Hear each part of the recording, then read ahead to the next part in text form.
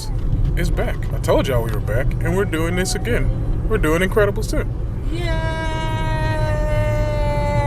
The Incredibles! Waited 15 years for this sequel, and it's finally here.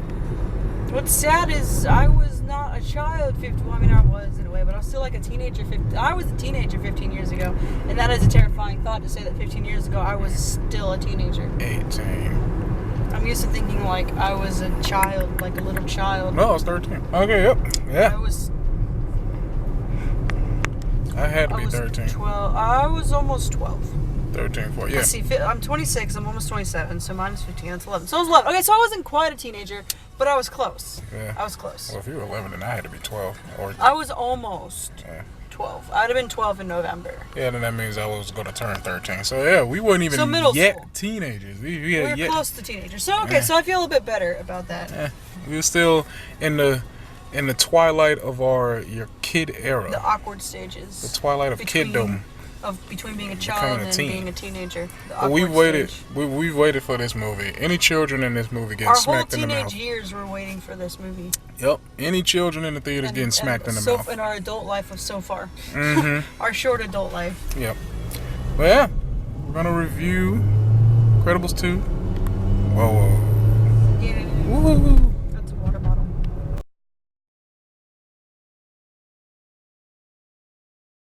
Alright. So we just saw Incredibles 2. Pops, what you think about it? It was good. I liked it. It was good. Elastigirl. I mean, it was a little predictable. I could kind of see where it was going. That's not a lane, dude. That's a fucking smart. Classic line from the movie. But yeah, it was pretty good. Jack's my favorite. Jack is a baby. So Jack's hilarious. Jack's cool, but you know me and kids. I like Jack, but he's alright. He's cool. Yeah. Dash got a little annoying halfway through, but like Violet was annoying like the entire time. Violet was a teenager, so like he's living in adolescence. But yeah, it was a good movie. I would recommend it. Yes, recommend. Thumbs up from me. Thumbs up. I'd say it lived up to the 14 years worth of build that it had. Good. And the thing about very quotable. Yeah, very quotable. And the thing I like about the Incredible movie, if you like take a second and look at the villain's point of view, they're not really the bad guys. They don't have the way they go about things is wrong, but I want to know how she wasn't a bad guy, because her thing. Well, okay, so we're just gonna get into spoilers, so whatever. But still, her thing is she wanted people to get from in front of the screens and just go live life. No, she wanted people to not believe in superheroes. Yeah, but that was also a part of the thing.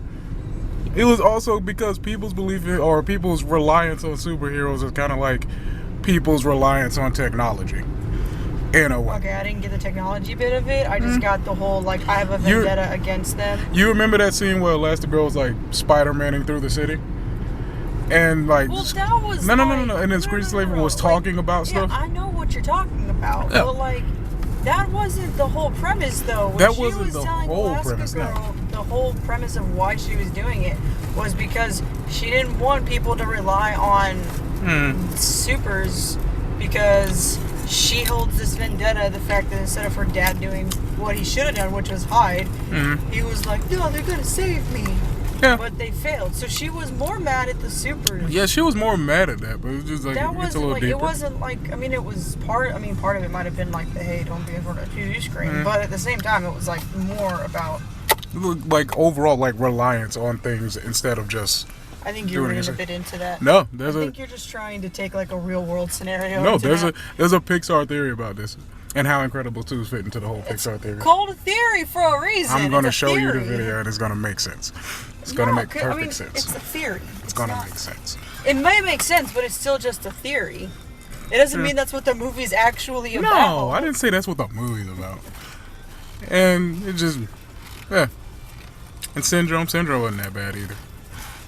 I mean, he didn't have he had the potential to not be bad, but he was But he went full cuckoo. mistreated, but he went into like, I'm gonna hurt people to show that I can be better than other people.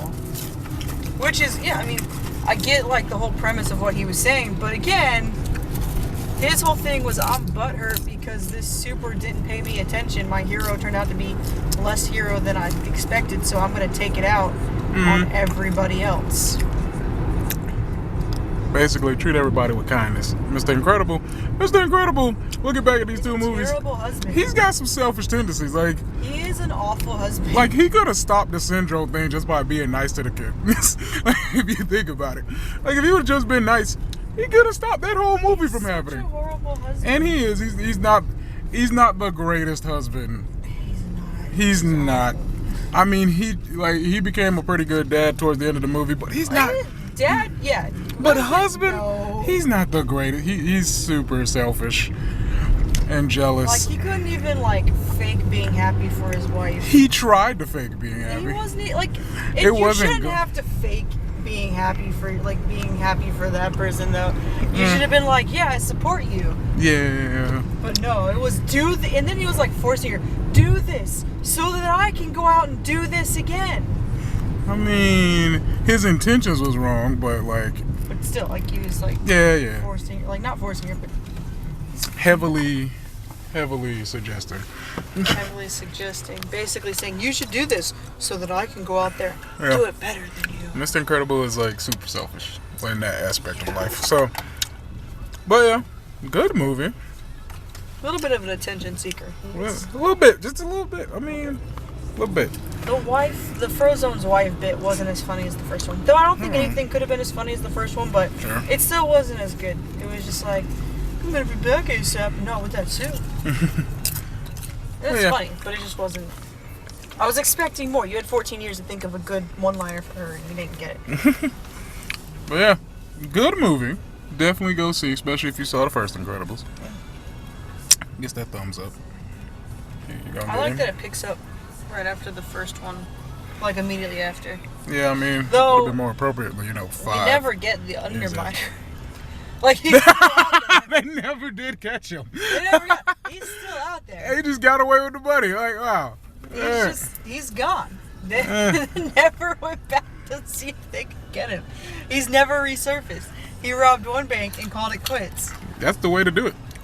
That's the way to not get caught, apparently. Yeah. They'll But yeah, just forget about you. go see the movie, y'all. Go see it.